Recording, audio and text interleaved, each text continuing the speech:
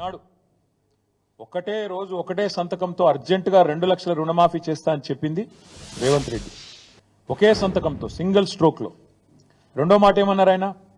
నిన్న మొన్నటిదాకా కేసీఆర్ గారు ₹1,00,000 రుణమాఫీ ఏదైతే చేసినారో ఆ రుణమాఫీ పొందిన వాళ్ళు కూడా మీరు అర్జెంటుగా బ్యాంకుకు పోండి, వెంటనే 2 లక్షలు తెచ్చుకోండి, నేను వస్తున్నా డిసెంబర్ 9 నాడు రుణమాఫీ చేస్తున్నా అని చెప్పిందే రేవంత్ రెడ్డి గారు.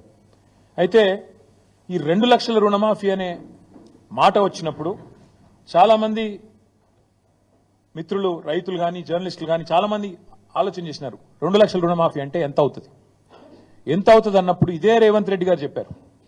అది కూడా వీడియో ఉంది, మీకు కావాలంటే ప్లే చేస్తా. 40,000 కోట్ల రూపాయలు. ఏ పాటిదయా 40,000 కోట్లు? ఒక్క సంవత్సరం నేను కడుపు కట్టుకుంటే చాలు 40,000 కోట్లు అనాయాసంగా కట్టేస్తా. ఇది ఆయన నోట్లోంచి ఇచ్చిన మాట, కావాలంటే మీకు ప్లే చేసి చూపెడతా.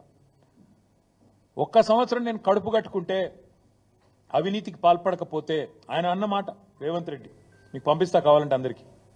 ఒక్క సంవత్సరం కడుపు కట్టుకుంటే 40,000 కోట్లు అట్ట కట్టేయచ్చు అనాయాసంగా. ఇది ఆయన చెప్పిన మాట. దాని పర్యవసానంగా పేపర్లు రాసింది ఆనాడు. ఏం రాశారు? ఇది సాక్షి పత్రిక. 40,000 కోట్ల రూపాయలతో రుణమాఫీ. ఎట్లా వచ్చారు ఈ అంచనాకు? రేవంత్ రెడ్డి గారు ఏ రోజైతే చెప్పారో ఒక సంవత్సరం కడుపు కట్టుకుంటే 40,000 కోట్ల రుణమాఫీ ఈజీగా చేయొచ్చు అని చెప్పిండో, ఇక ఇది 40,000 కోట్ల లెక్క. ఎట్లొచ్చిండ్రు ఆ లెక్కకి? సీఎం చెప్పారు, మొత్తంగా ఎన్నికల వేళ ఏమేం చెప్పిండ్రో అవన్నీ లెక్కలేసి చాలా వివరంగా క్రోడీకరించి పెట్టిండ్రు 40,000 కోట్లని. సరే, మరొక పత్రిక ఏం చేసింది? 40,000 కాదు 35,000 కోట్లు అవుతుంది అని చెప్పి ఈనాడు పత్రిక. ఇక్కడ సాక్షి రాస్తే మళ్ళీ సాక్షి రాసింది వాళ్ళకి ఏదో ఎజెండా ఉందంటారు, అందుకే ఈ పత్రిక కూడా వచ్చిన. ఈనాడు పత్రిక వీళ్ళు ఏమన్నారు? 40,000 కాదు 35,000 కోట్లు అవుతుంది. 35,000 కోట్లు ఎట్లా? సో రేవంత్ చెప్పిందేమో 40,000 కోట్లని, దానికి ఆధారంగా ఒక పత్రిక రాస్తే తర్వాత 35,000 కోట్ల సేకరణ ఎట్లా అని చెప్పి కసరత్తు జరుగుతోంది అంటూ ఈనాడు పత్రిక రాసిన మాట. తదనంతరం మళ్ళీ కొద్ది కాలం కాగానే మరి జూలై మాసం రాగానే లెక్క మారింది. ఎలక్షన్ అయిపోయింది, లెక్క మారింది. 40,000 కోట్లు పోయింది, 35,000 కోట్లు పోయింది, లెక్క మారింది. 31,000 కోట్లతోనే రుణమాఫీ అని కేబినెట్ తీర్మానం చేసింది అని పత్రికలు రాసినాయి. అది కూడా పత్రికలు రాయడంతో పాటు ముఖ్యమంత్రి గారు కూడా ట్వీట్ చేశారు. ఏమని?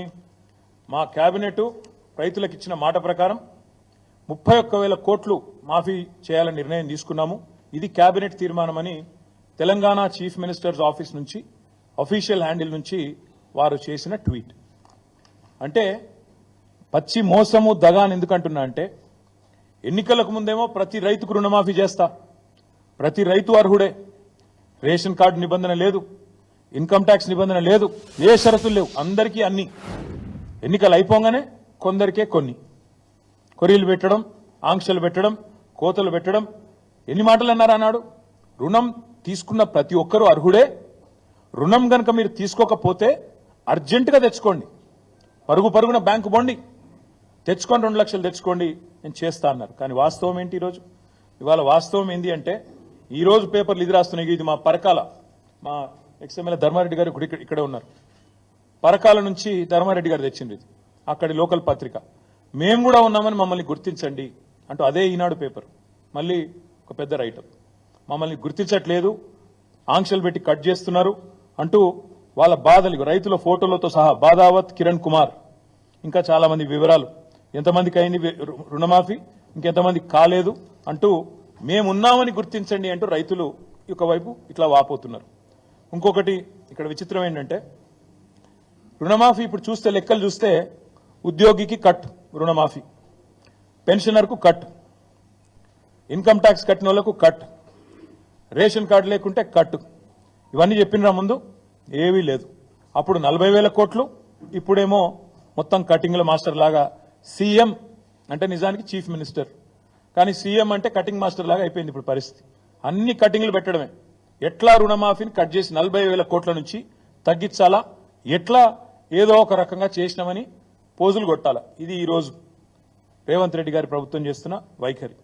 60% మందికి ఎగ్గొట్టి 60% మందికి ఎగ్గొట్టి ఇవాళ కేవలం 40% చేసి 100% అని చెప్పుకుంటున్న మొట్టమొదటి ముఖ్యమంత్రి రేవంత్ రెడ్డి.